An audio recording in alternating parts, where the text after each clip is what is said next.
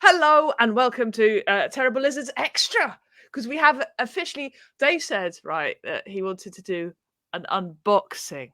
And what wanted is a very strong word. Suggested. Dave suggested that an unboxing would be good.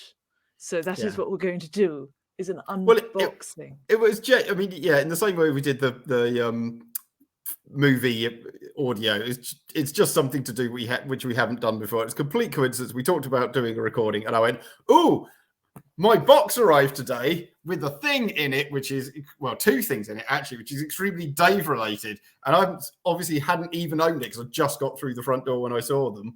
And I was like, Dave, shall we do it? I'm not needy.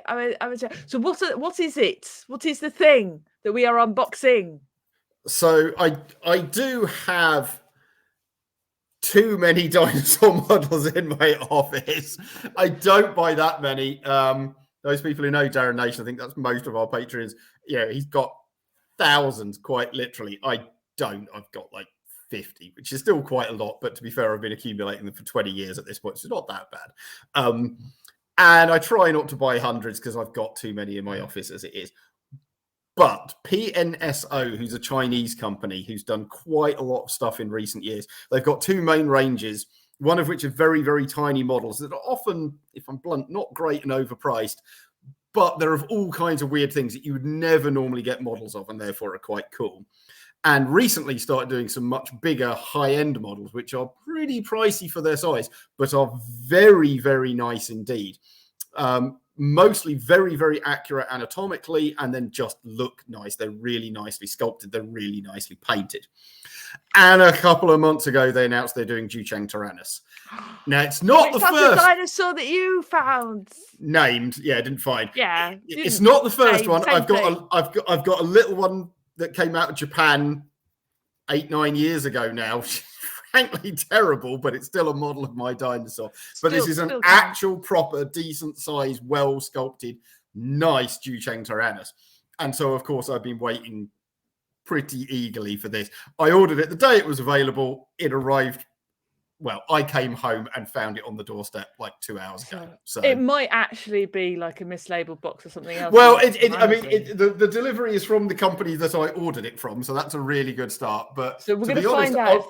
To be honest, I thought the model was bigger than this box is, so it is at least possible that they sent me the wrong one, or that I've somehow ordered a small version that I didn't know, or it's just smaller than I thought. I think this will be amazing. So everyone now knows as much as I do, which is why I thought this would be quite fun. Oh, she's ruined it. There we go. So obviously, first thing. And as I said, there's a second thing in here, which will be much smaller, but is also relevant. I was going to do this while you open the box, because there's no point in me hiding while you actually open the box. That's a fair point. We can't see you opening the box. We're just looking at you. Your natural stabby face. Well, yeah, but I wanted to. Okay, Well, go on. You've got to hold it up though, because otherwise they can't see it. Well, yeah, but I can't see what I'm. I can't see what I'm doing. And Dave smashes the box. Well, this is. Well, someone's trying to make me hold it up while I open it, which is proving difficult. Some people could have angled their cameras better, maybe. Who knows? I've got. What have I got? Ooh. I've got. The delivery note. Here we go. So actually, won't we be rubbish and do the little one first? So the other thing I bought was also that's their little Anchiornis. That's a chicken. It is. And then this is their smaller line that I'm not such a big fan of. So you can see the PNSO logo. But Anchiornis, another dinosaur that I named. I think I'm 7th author of 13 on the paper that names Anchiornis, but hell. This is just like it's clang, still one of mine. Clang, name drop. Yeah, this is why I bloody bought them. Sorry. I'm not Barnum Brown. It's not every day I get to order a dinosaur that I name. Anchiornis, we've talked about this before. Probable troodontid when we named it. Now, according to some, in its own group of Anchiornithiforms, sitting somewhere around the bird origin branch, and famously the black and white stripes and the red head from an early melanosome study. So, hence, very, very cool. Troodontid models basically don't exist. There's loads of dromaeosaurs. There's at least 3 or 4 different Archaeopteryx models out there, a couple of which are very good. And a bloody Troodontid, like own Anchiornis. So once I saw that was on the list as well, yoink. And So are you going to devalue it totally and open it out of the box? Oh God, yeah, but I'll actually do that one in the office because this is the one I think might get like crushed in my bag and then it will sit on the shelf. Or do you want me to rip it out of the box now? Kind of want to see it and see if because I think that's part of the unboxing, isn't it? That bloody clamshell packaging. So I'm literally going to have to cut the damn thing. I know. Don't cut yourself. Safety, kids. It's very important that you cut. Yeah, I'll just sigh the finger off while I'm live on camera. So the Troodontid, are they the ones which have the displaced, like one ear up, one ear down, so people are owls? That's the yes. Well, no, it was Alvarezors that were mistaken for owls because of their weird feet. Yeah. But it's Troodontids that, at least some of which, have these owl-like ears. Yes, which people therefore think, they're nocturnal. Yes. I must say, I think the tail on this is very short. I mean, that's a very short tail for a para-avian. But I love its eyes. Yeah, it's a nice little model, nicely painted. Yeah, let me just put you on full so people can get a full appreciation. But yeah, if you look, I mean, that tail only looks like about the same length as the body, and it really should be the length of the body, neck, and head combined. It'll probably snap though in the toy making process. Slightly cocked front claw, which it should have as a Troodontid. So Tyrannosaurs and Troodontids have that. So you can hopefully see those claws sticking up. Yeah, and actually, to be honest, it's quite nice. It's got a base, because this is the problem you have with theropods, is that real theropods have lungs, so they balance. Toy theropods don't. And most of them sit on their tails or fall over flat on their faces or have to be posed leaning back to hold them up. And for an animal this small, just give it a base. And yeah, that looks fine. Which one of us sent the other one of us that video of that owl falling over? I've seen it, whether you sent it to me or not. I've seen several videos of falling over owls. So I'm at least aware of the thing about which we are talking. It was a doped up owl collapse. Oh, it's got an insert. Oh, what's the insert say? Well, that's nice. Hang on, let me just make you big for that. There you go. But that one's got a longer tail than it's on the model. Yeah, which is, again, they've and actually there's a tiny skeleton in the bottom. There you go. Oh, very nice. And yeah, that's got a nicer longer tail. And shows that the feathers extend well beyond the tail, which of course this one doesn't. So yeah, the tail is a bit short, but that is a nice little model. Don't think there's any other Anchiornis out there. Very happy with that. Right. Now, for the big reveal, I'll go away again. Here we go. Dun, dun, dun, dun, dun, dun. Yeah, so Xiong. So they give them all names. Some of them are Chinese names. Some of them are much more Western. So yeah, Luffy the Anchiornis. And they are some great ones. There's like Ji Liong, and then there's Steve the Parasaurolophus. Steve the Parasaurolophus. I mean, I can't remember but there is like Steve and Helmut and Daisy, and then Ji Long. I quite like there's a good mix of Western and Eastern. Cool. Let's have a look at. So, what did you think about that? Because I thought Zhuchengtyrannus' little foot coming up was quite a feat. It was kind of like, quite. Yeah, it's got a really nice pose to it, which is again something that is a real problem with theropod models. Okay, I'm going to make you big. Yeah, and I'm trying to work out how to get in a box. Is it? Well, because I don't know if it's got ends or if it's got ends. I thought it might be a slidey box. Ooh. I can't see which side this is in. Oh, there it is. Oh, it's upside down. Oh, I've done a great start. There we go. It's upside down. I've dropped the box. I've got the manual. You're so good at this. This is, I practiced. Well, it shows it's genuine. Now, they said there was a poster. You were actually seeing that before me. Ooh. Oh, that's rather nice. Yeah. They've gone with a very shrink-wrapped head. Yeah, they have. I mean, you wonder with things like this what they might have taken inspiration from. So when we named it, we knew it was going to get a fair amount of PR. We did some... we commissioned artwork from Bob Nichols, who we mentioned in the recently recorded thing about Prehistoric Planet. And Bob did a very shrink-wrapped head. deliberately, and that was under my instruction, because A, shrink graphics are a bit of a thing then, and B, in particular, we wanted to look at the shape of the divots in the maxilla, in the main part of the face, and they were distinctive. We didn't use them as actually part of the taxonomic diagnosis, but we did say these appear to be quite a bit deeper than you see in Tyrannosaurus and Tarbosaurus, and we think that's probably going to have an effect on the appearance of the animal. And so we deliberately, not exaggerated them as such, but made sure you could see them. That might be a better phrase. And so in that regard, of course, inevitably, that's the big PR image. Everyone copies that PR image without necessarily looking through how you did it. And so if they've done the same thing and they're using Bob's work as inspiration and technical information, it just gets louder. Yeah, it's a meme, yes, at this point. Yes. So like, are you ready? Oh, yeah, here we go. Oh, it's got some kind of. So I'm trying to do this to camera whilst also not drop my model that I've waited months for and spent too much money on. It doesn't have a base. Danger. No, it. Oh, you say that. What it actually has is a little T-piece and a base, and I think it's got a chest stand. Oh my goodness, so it's going to rest its boobs on. Yeah. Amazing. So it's going to stand up on it, so it's going to be like flops. I get a bit like that if I'm knackered. Just leaning up against the bar. Oh, wow. That is really nicely made. Really nicely made. Because it's all reversed. I mean, the detail on that work, because it is not that big. There's my thumb. And I believe the jaw opens. Oh, don't break the jaw off, Dave. No, it does. There we go. Oh, hello. But, you know, they've spotted the eyes. Yeah, he's slightly goofy, but you'll never see that normally. He's so cute. But yeah. Come over this way a bit with it. Sorry, it's hard to see, but, you know, I don't know how well it shows up. The detail on the scaling, again, there's my fingertip. Nice. So that is extremely fine work on the snout across the whole animal. It's got quite a nice pattern.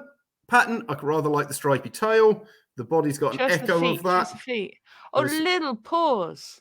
Yeah, they're a little far apart maybe, but the palms are facing in, which you always want. The claws are painted black, so there's a bit of colour on them. The pubis is there. Nice feet. Yeah, but nice texturing on those too. Yeah. And then one thing so someone asked me about this. So the maxilla. So again, it's got those really big scales.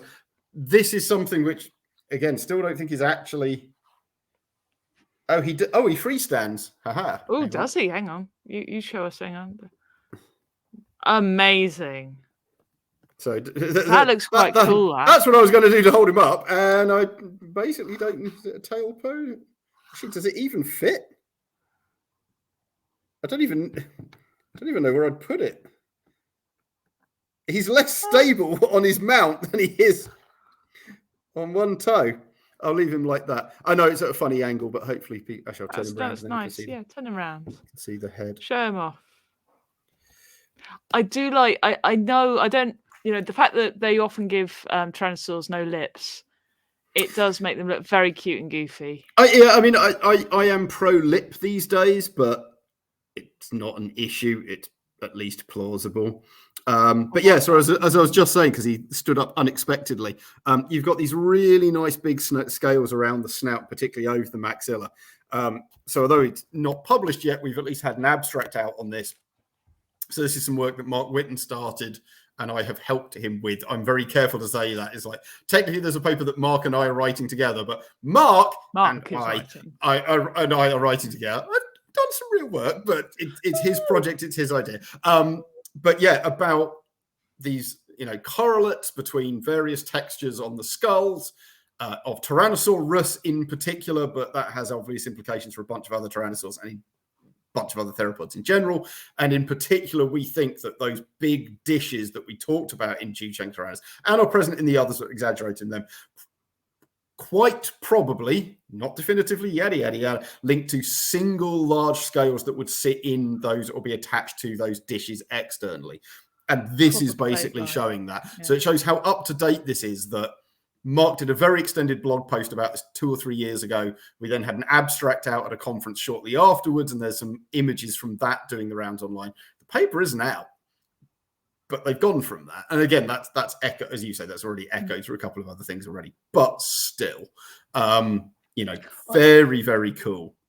It is a very nice toy that you bought, Dave. Do you want to show it up again? There we go. Look, he's so happy.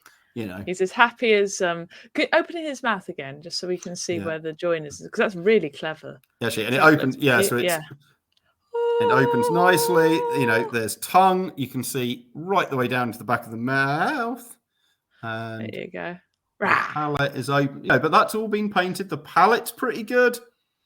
And do you think it would have opened like that? Would you have been able to see the sides, or would it have? I'm never quite sure. As I'm never sure quite how I feel about that. But yeah, very good model. And as I say, that's again to live. Even though it is a really big Tyrannosaur, it's very fragmentary remains. It's not particularly famous in the grand scheme of things.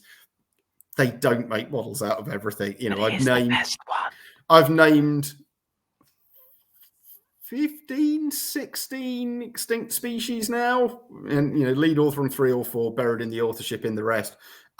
This is the only thing I think they've ever made a model of. So yeah, this is quite special, actually. Let alone this is the only thing they've ever made a model of. He said, having shown another one 8 minutes earlier. Yeah, that's just a chicken. Yeah. So certainly, as things where I'm lead author. Yeah, this is the only one. It's about time someone made a bloody Cryodracon model, because that got loads of press attention, and it's big as Darkid. You think they'd have done that? You'd have thought. Well, if anybody's there's more of it than a lot of other Ash Darkids that have been modelled. I want to know: is this a desk object? Is it behind? Is it in your bedroom? Is it on like the kitchen cabinet? Is it outside by the bird feeder? No, it'll go into the office with the rest. But so above my desk I have 2 shelves full of books, but the top one's got theropods on, the bottom one's got ornithischians. The sauropods and sauropodomorphs, I should say, because there are some prosauropods on there, are on a bookshelf behind me, and the pterosaurs are scattered on the set, because I don't have many pterosaurs. There's plenty of pterosaur models out there. Most of them are awful, and they're just so bad I just won't buy them. I think maybe people need more educating on pterosaurs. Yeah, well, there was briefly a period. So there used to be, they stopped doing it now, very annoyingly. There used to be a thing called the Carnegie Collection, which was done in conjunction with the Carnegie Museum. And so Matt Lamana, not Matt Lamana. Yeah, it was Matt Lamana. I keep mixing up with the other Matts. Matt Lamana is the curator of dinosaurs there. He basically used to get all of these. The last time I went to his office, he had all the prototypes that they'd sent him, and then he just kept.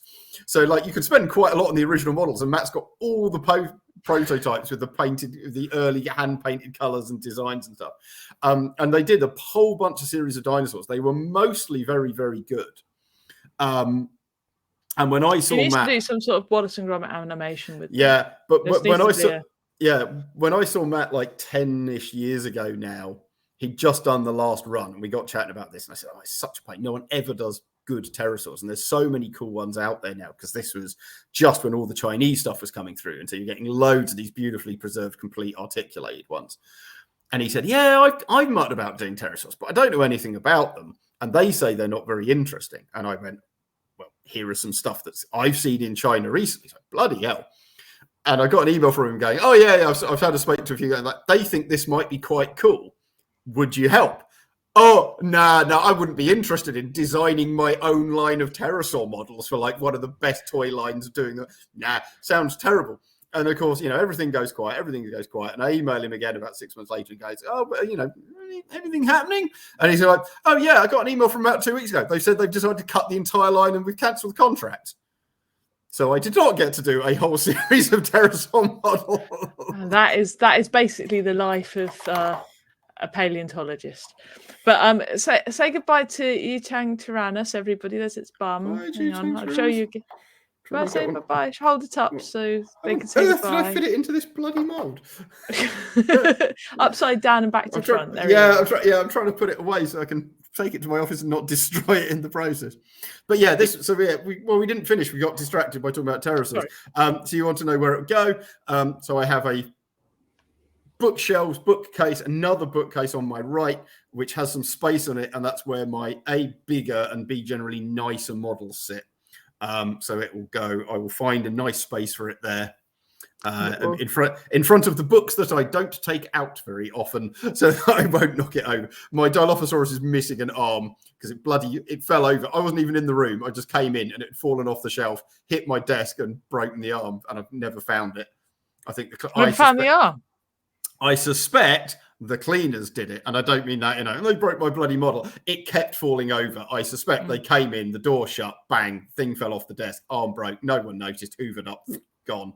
Yeah. I've got a giraffe with a missing ear, and I've got a Dilophosaurus with a missing arm. There's an album title. I will be honest, I very nearly bought 2 of these so I could just keep one in the box, and then I thought 35 quid each. See, cheap. There we go.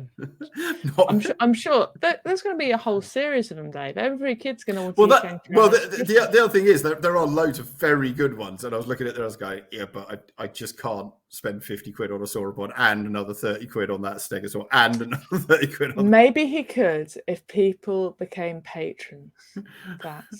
From all that money I get from this. All right then, ladies and gentlemen. That was really fun, Dave. Thanks for that. I have nothing to unbox. I have nothing on my desk of any interest. I have a little cat model. That's done it. A little model of a cat. That is all I have. Hey, anyway, we will say goodbye. No dates confirmed as to when Terrible Lizards will be back, but there is a lot, if you haven't already, to catch up on. We've got series six series of this, so with 8 episodes a series plus extras that we release to our patrons and also to you guys. So good.